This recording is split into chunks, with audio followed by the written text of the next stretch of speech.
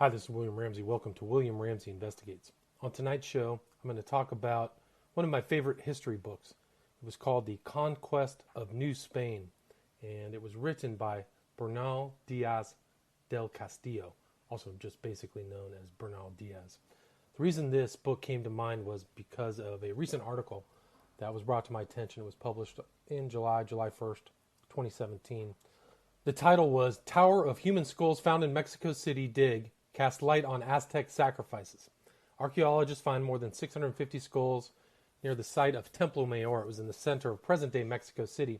But back at the time of the Mexican conquest, or the conquest of the Aztec Empire, it was known by a different name. I think it was Tenochtitlan, some old Mexican name. But just to read a little bit of the of the article. A tower of human skulls unearthed beneath the heart of Mexico City has raised new questions about the culture of sacrifice in the Aztec Empire after crania of women and children surfaced among the hundreds embedded in the forbidding structure.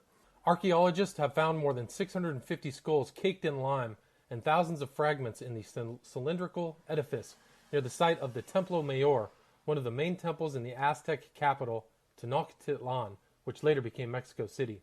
The tower is believed to form part of the Tzompantli, a massive array of skulls that struck fear into Spanish conquistadors when they captured the city under Hernan Cortez. The structure was mentioned in contemporary accounts. Historians relate how the severed heads of captured warriors adorned Tzompantli, or skull racks, found in a number of Mesoamerican cultures before the Spanish conquest. But the archaeological dig in the bowels of old Mexico City that began in 2015 suggests that picture was not complete. We were expecting just men, obviously young men, as warriors would be, and the thing about the women and children is you'd think they wouldn't be going to war, said Rodrigo Bolanos, a biological anthropologist investigating the find. Something is happening that we have no record of, and this is really new, a first in the Tzompantli. Raul Barrera, one of the archaeologists working at the site alongside the huge metropolitan cathedral built over the Templo Mayor, said the skulls would have been set in the tower after they had stood on public display in the Tzompantli. Roughly 6 meters in diameter, the tower stood on the corner of the chapel of Huitzilopoctli, the Aztec god of the sun, war, and human sacrifice. Its base has yet to be unearthed. There was no doubt that the tower was one of the skull edifices mentioned by Andres de Tapia, a Spanish soldier who accompanied Cortez in the 1521 conquest of Mexico, Barrera said. In his account of the campaign, de Tapia said he counted tens of thousands of skulls in what became known as the Tzompantli. Barrera said 676 skulls had been found, and the number would rise as excavations went on. The Aztecs and other Mesoamerican peoples performed ritualistic human sacrifices as offerings to the sun. So that's the entirety of that article. But that article brought to mind a book that I'd read 20 years ago, and I'd actually had a recent conversation with a friend about the book. So I'd like to talk a little bit about Bernal Diaz, a little bit about Hernan or Hernando Cortez, and then do some reading from the true history of the conquest of New Spain. So Bernal Diaz was born in Spain like all of the other conquistadors, but the interesting thing about him is that he had been in two other adventures in the New World, in the Caribbean area. He had been to Panama. What they called in Panama was, it was a different name. They referred to Panama as, what was that, Terra Firma. And that's now known as Nombre de Dios in modern Panama. But he was there in 1514. But after 2 years, everybody got sick, so he left. That was the first adventure he had had in that area. And then the second one is he went to Cuba and, basically had a difficult time in that area. But one of the interesting aspects is that in March 1517, he came to the Yucatan Peninsula. And a very critical event happened on the Yucatan Peninsula while he was there, is that he met some other Spaniards and who had been in a different shipwreck. And that one of those Spaniards would become a translator because that Spaniard learned to speak Mayan. And during Hernan Cortez's conquest of Mexico, this Spaniard would be a critical linguistic asset for the conquistadors. But he had then returned back to Cuba, and that's where he became part of this campaign with Hernan Cortez. Hernan Cortez was one of the early colonists and from Spain and went to Cuba, where he came under the aegis of the local governor, a guy by the name of Governor Velasquez, who saw something in Cortez and gave him some land and some other things. But it was interesting thing about Cortez is that he had been in Cuba for about 10 or 15 years before he even set foot in Mexico. And he had seen and watched and heard stories of other failed, failed missions, expeditions that had been taking place and had been gone to that area. But it was in 1518 that Cortez was in command of an expedition, and he basically, he was accompanied by 11 ships, 500 men, 13 horses, and cannon. And he initially landed in Mayan territory. And it was there, like I was talking about, that he came across a man by the name of Geronimo de Aguilar, a priest who had survived a shipwreck but had been in captivity. And it was there through this Franciscan priest that he was able to learn the language of the Maya that was locally there. So he then left this kind of Mayan in this Yucatan area and went to Tabasco. And there, he met a woman while he was in Tabasco, another woman by the name of La Malinche, who became Cortez's mistress. But the interesting thing about Malinche is that she knew the language of the Aztecs, Nahuatl, and she also knew Mayan. So Geronimo de Aguilar could speak Spanish with Hernan Cortez, talk Mayan to Malinche, who could then speak Aztec to the Aztecs. Eventually, when Hernan Cortez became in contact with them. So, and it was in 1519 that Cortez eventually met the head of the Aztec Empire, a guy by the name of Moctezuma, or Montezuma, as they say here in the States, but it's Moctezuma is the appropriate pronunciation. So this is a reading from the Conquest of New Spain by Bernal Diaz. This is chapter 31 from Bernal Diaz. How we arrived at the Rio de Grijalva, which in the language of the Indians is called Tabasco, of the attack the Indians made on us, and what else happened to us with them. On the 12th of March, 1519, we arrived with all the fleet at the Rio de Grijalva, which is also called Tabasco. And as we already knew from our experience with Grijalva, that vessels of large size could not enter into the river. The larger vessels were anchored out at sea, and from the smaller vessels and boats, all the soldiers were landed at the Cape of the Palms, which is about a half a league distant from the town of Tabasco. The river banks, and the mangrove thickets were swarming with Indians, at which those of us who had not been here in Grijalva's time were much astonished. In addition to this, there were assembled in the town more than 12,000 warriors, all prepared to make war on us. For at this time the town was of considerable importance, and other large towns were subject to it, and they had made all preparation for war, and were well supplied with the arms for which they are accustomed to use. The reason for this was that the people of Poton Chan and Lazaro and the other towns in that neighborhood had looked upon the people of Tabasco as cowards, and had told them so to their faces, because they had given Grijalva the gold jewels, which I've spoken about in an earlier chapter, and they said that they were too faint-hearted to attack us, although they had more towns and more warriors than the people of Poton Chan and Lazaro. This they said to annoy them, and added that they in their towns had attacked us and killed 56 of us. So on account of those taunts which had been uttered, the people of Tabasco had determined to take up arms.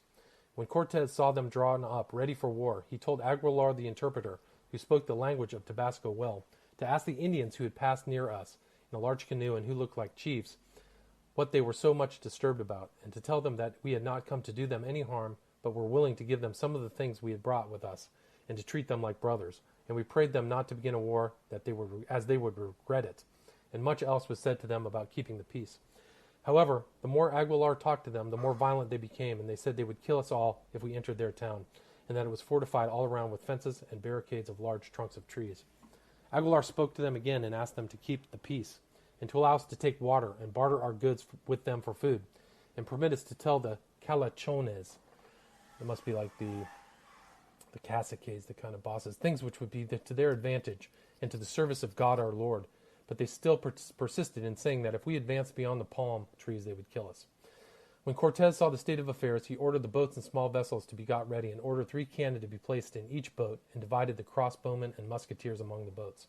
We remembered that when we were here with Grijalva, we had found a narrow path which ran across some streams from the palm grove to the town, and Cortez ordered 3 soldiers to find out in the night if that path ran right up to the houses, and not to delay in bringing the news, and these men found out that it did lead there.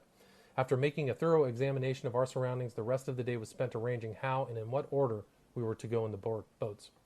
The next morning we had our arms in readiness. After hearing the mass, Cortez ordered the captain Alonso de Avila and 100 soldiers among whom were 10 crossbowmen, to go by the little path which led to the town, and as soon as he had heard the guns fired, to attack the town on one side while he attacked it on the other. Cortez himself and all the other captains and soldiers went in the boats and light draft vessels up the river.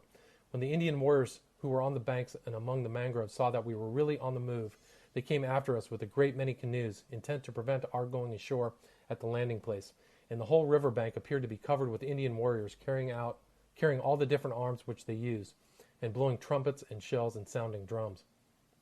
When Cortez saw how matters stood, he ordered us to wait a little and not to fire any shots from guns or crossbows or cannon, for as he wished to be justified in all that he might do, he made another appeal to the Indians through the interpreter Aguilar in the presence of the king's notary Diego de Godoy, asking the Indians to allow us to land and take water and speak to them about God and his majesty, and adding that should they make war on us, that if in defending ourselves some should be killed and others hurt, theirs would be the fault, and the burden it would not lie with us, but they went on threatening that if we landed they would kill us. Then they boldly began to let fly arrows at us, and made signals with their drums. Like valiant men, they surrounded us with their canoes, and they all attacked us with such a shower of arrows that they kept us in the water, in some parts up to our waists. As there was much mud and swamp at that place, we could not easily get clear of it, so many Indians fell on us, and what with some hurling their lances with all their might, and others shooting arrows at us, we could not reach the land as soon as we wished. While Cortez was fighting, he lost a shoe in the mud and could not find it again, and got on shore with 1 foot bare. Presently someone picked up the shoe out of the mud and put it on again. While this was happening to Cortez, all of us captains as well as soldiers with the cry of Santiago, fell upon the Indians and forced them to retreat, but they did not fall back far, as they sheltered themselves behind great barriers and stockades formed of thick logs, until we pulled them apart and got to one of the small gateways of the town. There we attacked them again, and we pushed them along to a street where other defenses had been erected, and there they turned on us and met us face to face and fought most valiantly, making the greatest efforts, shouting and whistling and crying Al Calacione, which in their language meant in order to kill or capture our captain. While we were thus surrounded by them, Alonso de Avila and his soldiers came up. As I've already said, they came from the palm grove by land and could not arrive sooner on account of the swamps and creeks. Their delay was unavoidable, but just as we had been delayed over the summons of the Indians to surrender, and in breaking the openings of the barricades so as to enable us to attack them, now we all joined together to drive the enemy out of their strongholds, and we compelled them to retreat. But like brave warriors, they kept on shooting showers of arrows and fire-hardened darts, and never turned their backs on us, until we gained a great court with chambers and large halls, and 3 idol houses, where they had already carried all the goods they possessed. Cortez then ordered us to halt, and not to follow on and overtake the enemy in their flight. There and then Cortez took possession of that land for his majesty, performing the act in his majesty's name. It was done in this way. He drew his sword, and as a sign of possession, he made 3 cuts in a huge tree called a ceiba, which stood in the court of that great square, and cried that if any person should raise objection, that he would defend the right with the sword and shield which he held in his hands. All of us soldiers were present when this happened, and cried out that he did right in taking possession of the land in his majesty's name, and we would aid him should any person say otherwise. This act was done in the presence of the royal notary. The partisans of Diego Velazquez choose to grumble at this act of taking possession. So there was another battle in that same area, in the area of Tabasco, and this is back to the narrative by Bernal Diaz. I've already said how we were marching along when we met all the forces of the enemy, which were moving in search of us, and all the men wore great feather crests, and they carried drums and trumpets, and their faces were colored black and white, and they were armed with large bows and arrows, lances and shields and swords, shaped like our 2-handed swords, and many slings and stones and fire-hardened javelins, and all wore quilted cotton armor. As they approached us, their squadrons were so numerous that they covered the whole plain, and they rushed on us like mad dogs, completely surrounding us, and they let fly such a cloud of arrows, javelins, and stones that on the first assault they wounded over 70 of us. And fighting hand to hand, they did us great damage with their lances, and one soldier fell dead at once from an arrow wound to the ear, and they kept shooting and wounding us. With our muskets and crossbows and with good sword play, we did not fail as stout fighters, and when they came to feel the edge of our swords little by little, they fell back, but it was only as to shoot at us in greater safety. Mesa, our artilleryman, killed many of them with his cannon, for they were formed in great squadrons and did not open out so that he could fire at them as he pleased. But with all the hurts and wounds of which we gave them, we could not drive them off.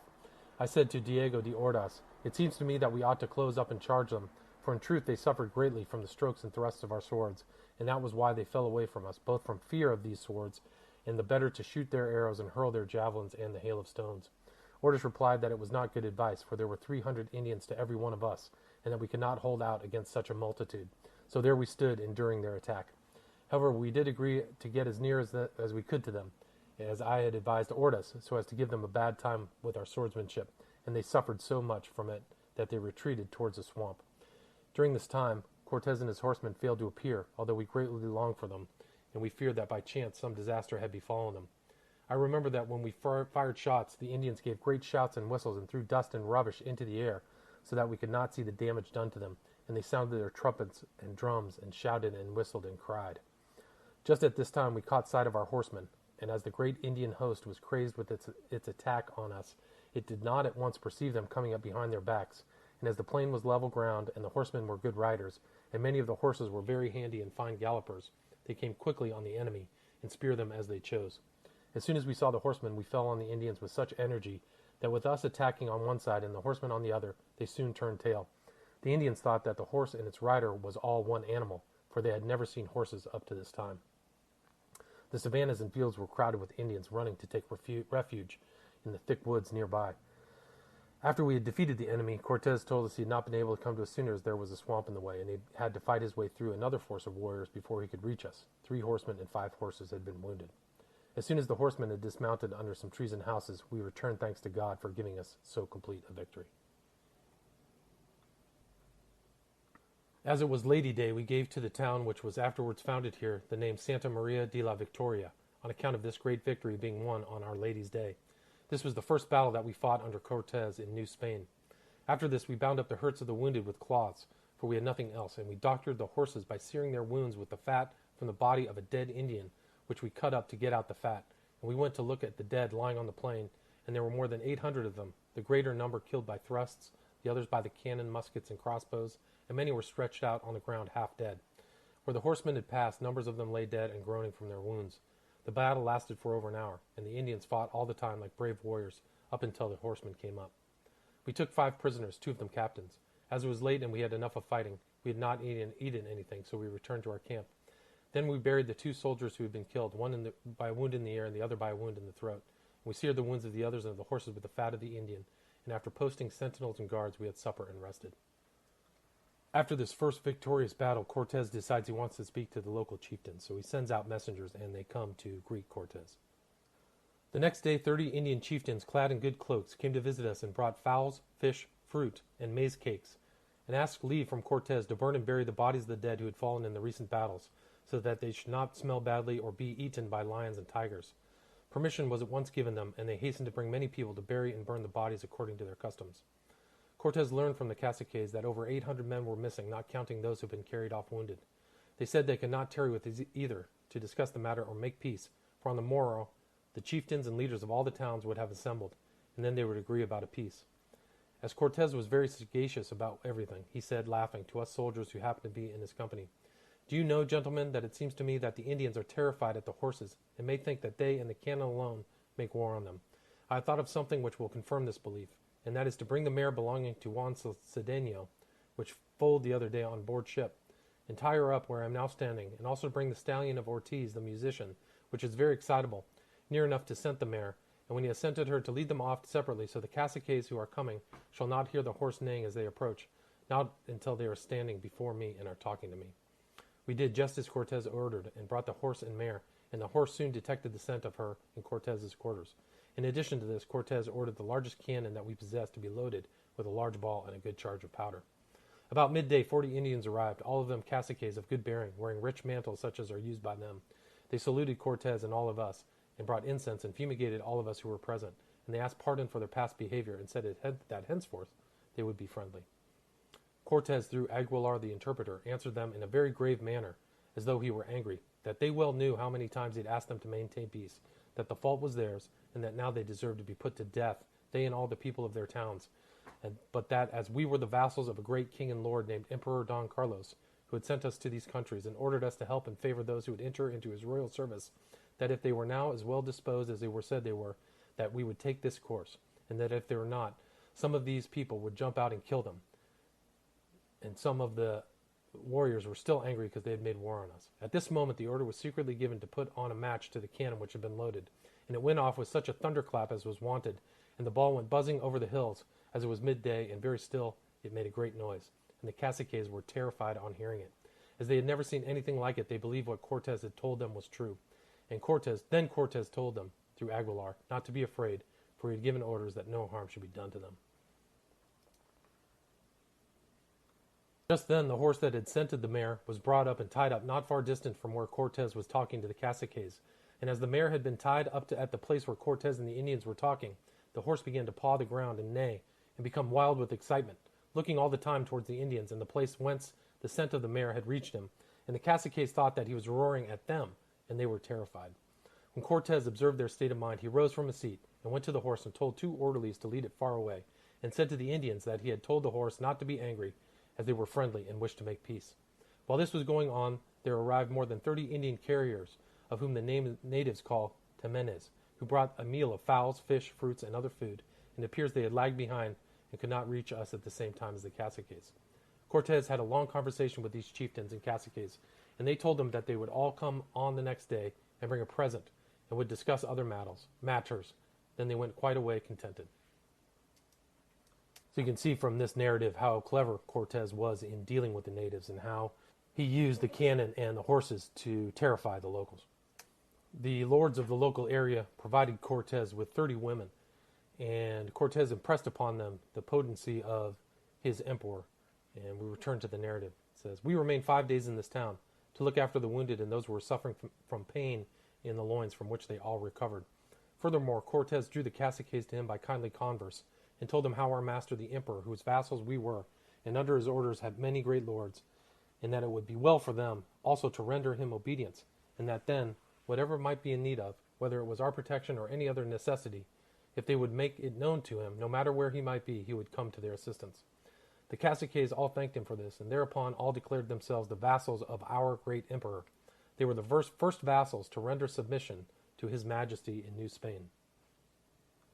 Cortez then ordered the caciques to come with their women and children early the next day, which was Palm Sunday, to the altar and pay home homage to the holy image of Our Lady and to the cross, and at the same time Cortez ordered them to send 6 Indian carpenters to accompany our carpenters to the town of Cintla, where our Lord God was pleased to give us victory in the battle which I have described, and there to cut a cross on a great tree called a ceiba, which grew there. And they did it so that it might last a long time, for as the bark is renewed, the cross will show there forever. When this was done, he ordered the Indians to get ready all the canoes that they had owned to help us to embark, for we wished to set sail on that holy day, because the pilots had come to tell Cortez that the ships ran a great risk from a northern, which is a dangerous gale. So you can see right here that as part of his conquest was the conversion of all the locals to Christianity. And it was in the port of San Juan de Ulua where Cortez met the emissaries of Montezuma, the chief of the Aztec Indians. Back to the narrative. The flagship hoisted her royal standards and pennants, and within half an hour of anchoring, 2 large canoes, which in these parts are called piraguas, came out to us, full of Mexican Indians. Seeing the big ship with the standards flying, they knew that it was there. They must go to speak with the captain. So they went direct to the flagship, and going on board, asked who was the Tatuan, which in their language means the chief. Dona Marina, one of the translators, who understood the language, pointed him out. Then the Indians paid many marks of respect to Cortez, according to their usage, and bade him welcome, and said that their lord, a servant of the great Montezuma, had sent them to ask what kind of men we were, and what we were in search, and added that if we were in need of anything for ourselves or our ships, that we should tell them, and they would supply it. Our Cortez thanked them through the 2 interpreters, Aguilar and Dona Marina, and ordered food and wine to be given them, and some blue beads. And after they had drunk, he told them that we had come to see them and to trade with them, and that our arrival in their country should cause them no uneasiness, but looked on by them as fortunate. By the end of this narrative, the local Indians would not think the arrival of the Spanish was fortunate. I'm going to skip forward to chapter 58 and discuss Cortez's decision to burn his ships and move inland to the capital of Mexico, Tenochtitlan. So I return here to the narrative. Being in Zempoala, as I have stated, and discussing with Cortez questions of warfare and our advance into the country, and going on from one thing to another, we, who were his friends, counseled him, although others opposed it, not to leave a single ship in the port, but to destroy them all at once, so as to leave no source of trouble behind, lest when we were inland others of our people should rebel like the last. Besides, we should gain much additional strength from the masters, the pilots, and sailors, who numbered nearly 100 men, and they would be better employed helping us to watch and fight than remaining in port. As far as I can make out, this matter of destroying the ships, which we had suggested to Cortez during our conversation, had already been decided on by him, but he wished it to appear as though it came from us, so that if anyone should ask him to pay for the ships, he could say that he had acted on our advice, and we would all be concerned in their payment. Then he sent Juan de Escalante, who was chief alguacil, and a person of distinguished bravery and a great friend of Cortez, and an enemy of Diego Velazquez, because he had not given him good Indians on the island of Cuba, to Villa Rica with orders to bring on shore all the anchors, cables, sails, and everything else on board which might prove useful, then to destroy the ships and preserve nothing but the boats, and that the pilots, sailing masters, and sailors, who were old and of no use for war, should stay at the town. With the 2 nets they possessed should undertake the fishing, for there was always fish in that harbor, although they were not very plentiful. Juan de Escalante did all that he was told to do, and soon after arrived at Zempoala with a company of sailors whom he had brought from the ships, and some of them turned out to be very good soldiers. When this was done, Cortez sent to summon all the caciques of the hill towns that were allied to us in rebellion against Montezuma, and told them how they must give their service to the Spaniards who remained in Villa Rica, and to finish building the church, fortress, and houses. And Cortez took Juan de Escalante by the hand before them all, and said to them, "This is my brother," and told them to do whatever he should order them, and that should they need protection or assistance against the Mexicans, they should go to him, and he would come in person to their assistance. All the caciques willingly promised to do what might be asked of them, and I remember that they at once fumigated Juan de Escalante with incense, though he did not wish it done.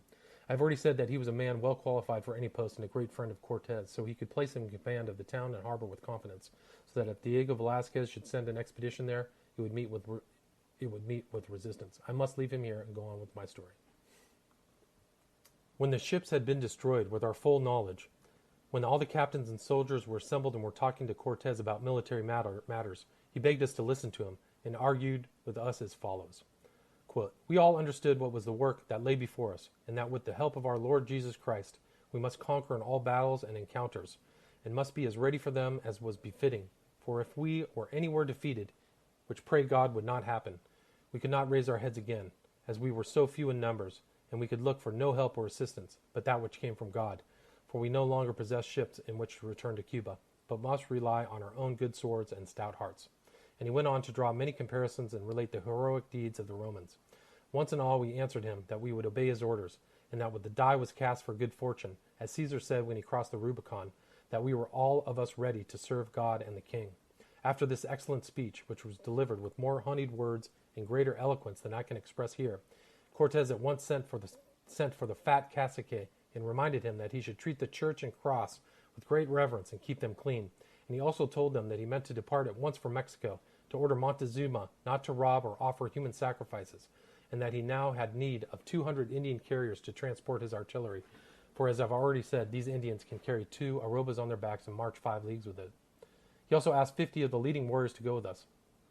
When our departure for Mexico had received full consideration, we sought advice as to the road we should take, and the chieftains of Zempoala were agreed that the best and most convenient road for us to take was through the province of Tlaxcala, for they were their allies and mortal enemies of the Mexicans. 40 chieftains, all warriors, were already prepared to accompany us and were of great assistance to us on that journey, and they provided us as well with 200 carriers to transport our artillery. We poor soldiers had no need of help, for at that time we had nothing to carry except our arms, lances, muskets, crossbows, shields, and the like, with which we both marched and slept, and we were shod with hempen shoes, as I have often said, and were always prepared for a fight. In the middle of August 1519, we set out from Zempoala, keeping always in good formation, and with scouts and some of the most active soldiers in advance. The first day we marched to the town called Jalapa, then to Xochimilco, a strong place with a difficult approach, and inside there were many vines of the grapes of the country on trellises. In both those towns, through our interpreters, Dona Marina and Geronimo the Aguilar, all matters touching our holy religion were explained to the people, that we were the vassals of the Emperor Don Carlos, who had sent us to put an end to human sacrifices and robbery, and that they were told other things which is advantageous to state. As they were friends of the Sempualans and did not pay tribute to Montezuma, we found them very well disposed towards us, and they provided us with food. A cross was erected in each town, and its meaning was explained to them, and they were told to hold it in great reverence. As soon as we had eaten, Cortes asked through our interpreters about their lord Montezuma. The chief told us of his great strength in warriors, which he kept in all the provinces under his sway, without counting many other armies which were posted on the frontiers and in neighboring provinces, and that Montezuma then spoke of the great fortress of Mexico, how the houses were built in the water, and how one can only pass from one house to another by means of bridges which they have made or canoes, and how all the houses have flat roofs, which by raising breastworks when they are needed can be turned into fortresses, that the city is entered by 3 causeways, each causeway having 4 or 5 openings in it, through which the water can flow from one part to the other, and each opening has a wooden bridge over it, so that any one of the bridges is raised. When any one of the bridges is raised, no one can enter the city of Mexico. Then the chief told us of the great store of gold and silver, and the stones and other riches which Montezuma his lord possessed, and he never ceased telling us how great a lord he was, so that Cortes and all of us marveled at hearing him. The more he told us about the great fortress and bridges, of such stuff we Spanish soldiers made, the more we wanted to try our luck against them, although it seemed a hopeless enterprise, judging from what Olentecle explained and told us. In reality, Mexico was much stronger and had better munitions and defenses than anything he told us about, for it is one thing to have seen the place itself and its strength, quite another to describe it as I do. He added that Montezuma was so great a prince that he placed anything he chose under his rule, and that he did not know if he would be pleased when he heard of our stay in that town, and that we had been given lodgings and food without his permission. Cortes replied through our interpreters, I would have you know that we have come from distant lands at the order of our lord and king, the Emperor Don Carlos, who has many and great princes as his vassals, and he sends us to command your great prince Montezuma not to sacrifice or kill any more Indians, or to rob his vassals, or to seize any more lands, but to give his fealty to our lord the king. And now I say the same to you, Olentecle, and to all the other caciques who are with you. Desist from your sacrifices, and no longer eat the flesh of your own relations, and cease to commit sodomy and other evil customs which you practice, for such is the will of our Lord God, whom we believe in and worship, the giver of life and death, who will take us up to heaven. He told of them of many other things concerning our holy religion, all of to which things they made no reply. Then here in this section titled 100,000 Human Skulls, Bernal Diaz describes these stone human skull towers. Quote, I remember that in the plaza where some of their oratories stood, there were piles of human skulls so regularly arranged that one could count them, and I estimated them at more than 100,000. I repeat again that there were more than 100,000 of them, and in another part of the plaza there were so many piles of dead men's thigh bones that one could not count them. There was also a large number of skulls strung out between beams of wood, and 3 priests who had charge of these bones and skulls were guarding them.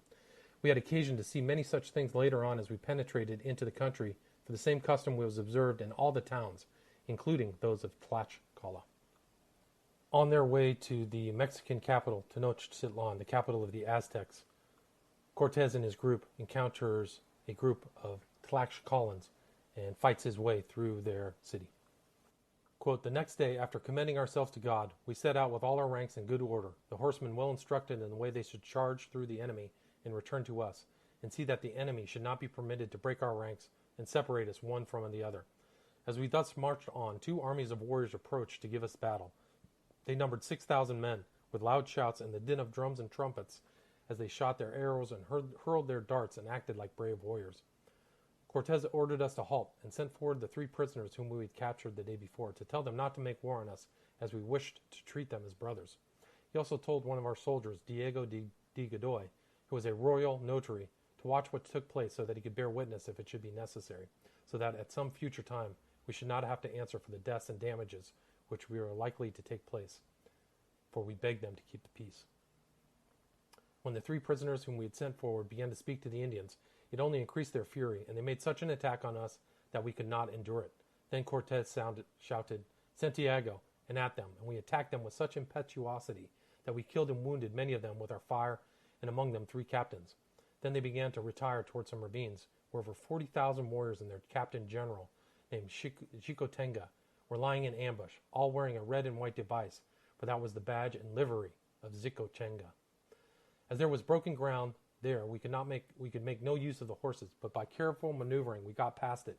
But the passage was very perilous, for they made play with their good archery, and with their lances and broadswords did us much hurt, and the hail of stones from their slings was ever more damaging. When we reached the level ground with our horsemen and artillery, we paid them back and slew many of them, but we did not dare break our formation, for any soldier who left the ranks to follow some of the Indian captains and swordsmen was at once wounded and ran great danger. As the battle went on, they surrounded us on all sides, and we could do little or nothing. We dared not charge them unless we charged all together, lest they should break up our formation. And if we did charge them, as I have said, there were 20 squadrons ready to resist us, and our lives were in great danger, for they were so numerous they could have blinded us with handfuls of earth, if God in his great mercy had not succored us. While we found ourselves in this conflict among these great warriors and their fearful broadswords, we noticed that many of the strongest among them crowded together to lay hands on a horse. They set to work with a furious attack, laying hands on a good mare, known to be very handy for either sport or for charging. The rider, Pedro de Moron, was a very good horseman, and as he charged with 3 other horsemen into the ranks of the enemy, the Indian seized hold of his lance, and he was not able to drag it away, and others gave him cuts with their broadswords and wounded him badly. Then they slashed at the mare and cut her head off at the neck, so that it hung by the skin, and she fell dead. If his mounted companions had not come at once to his rescue, they would have also finished killing Pedro de Moron. We might have possibly helped him with our whole battalion, but I repeat again, we hardly dared to move from one place to another for fear that they would finally rout us, and we could not move one way or another. It was all we could do to hold our own and prevent ourselves from being defeated. However, we rushed to the conflict around the mare and managed to save Moron from the hands of the enemy, who were already dragging him off half dead, and we cut the mare's girths so as not to leave the saddle behind. In that act of rescue, 10 of our men were wounded, and I remember at the same time we killed 4 of the Indian captains, for we were advancing in close order, and we did great execution with our swords. When this had happened, our enemy began to retire, carrying the mare with them, and they cut her in pieces to exhibit in all the towns of Tlaxcala. And we learnt afterwards that they made an offering to their idols of the horseshoes, and of the Flemish felt hat, and the 2 letters which we had sent them offering peace. The mare that was killed belonged to Juan Cedeno, and it was because Cedeno had received 3 wounds the day before that he had given her to Moron, who was a good horseman. I did not see Moron again, for he died of his wounds 2 days later. To return to our battle, we were a full hour fighting in the fray, and our shots must have done the enemy much damage, for they were so numerous and in such close formation that each shot must have hit many of them.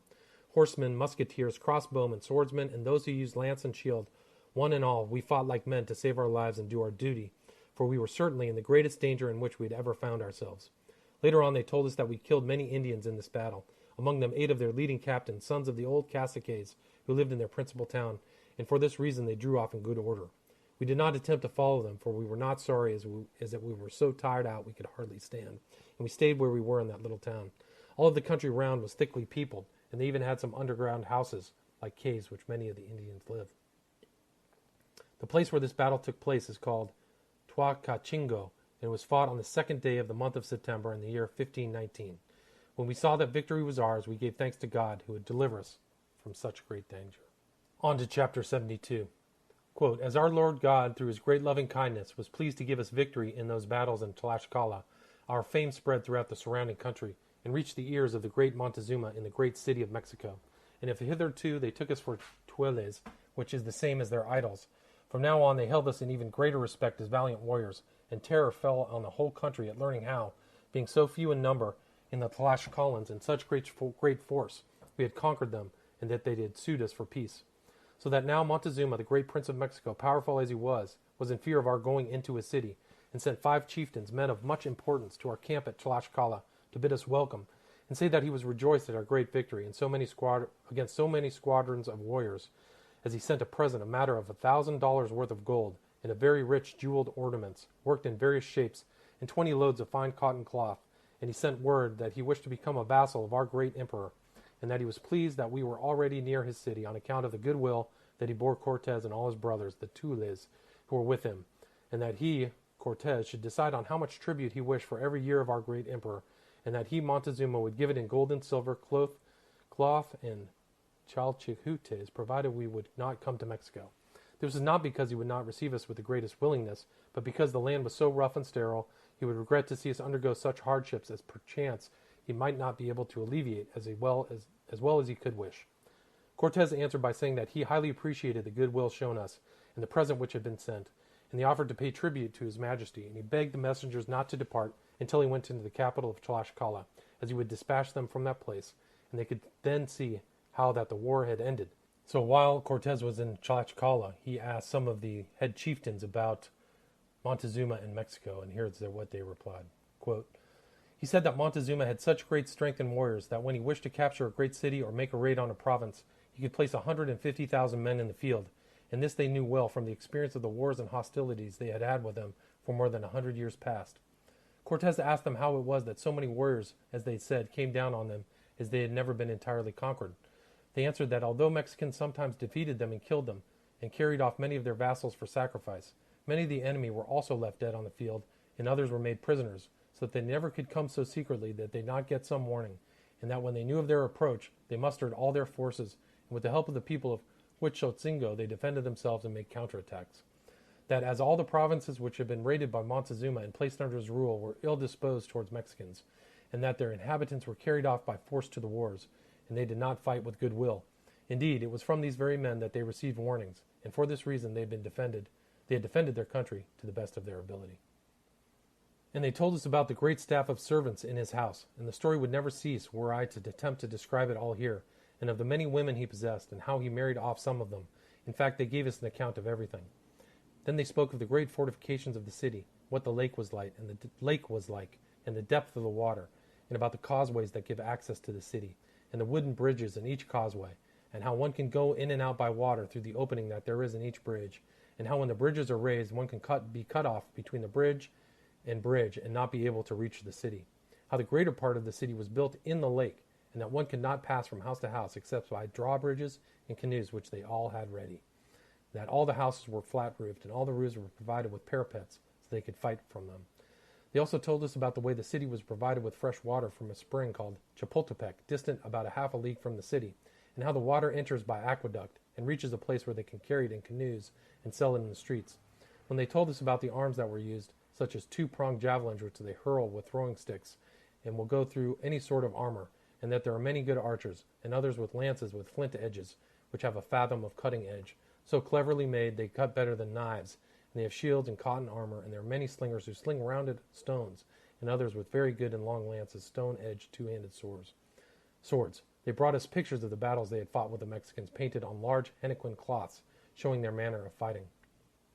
As our captain and all of us had already heard about all that the caciques were telling us, we changed the subject and started them on another more profound, which was, how was it that they had come to inhabit that land, and from what direction had they come? And how was it that they had differed so much from and were so hostile to the Mexicans, seeing that their countries were so close to one another?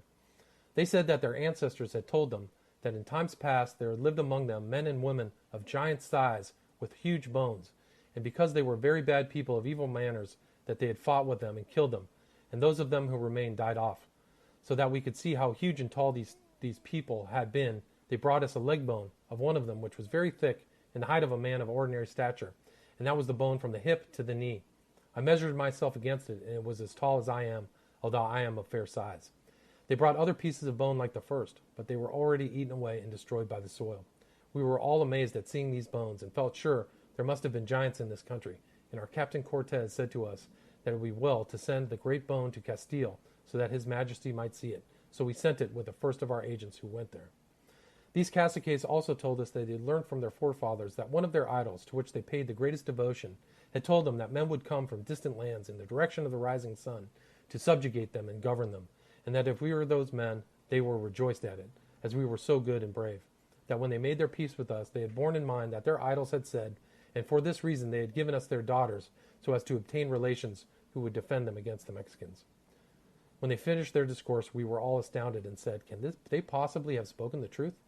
Then our Captain Cortez replied to them and said that certainly we came from the direction of the sunrise, that our Lord and King had sent us for this very purpose, that we should become as brothers to them.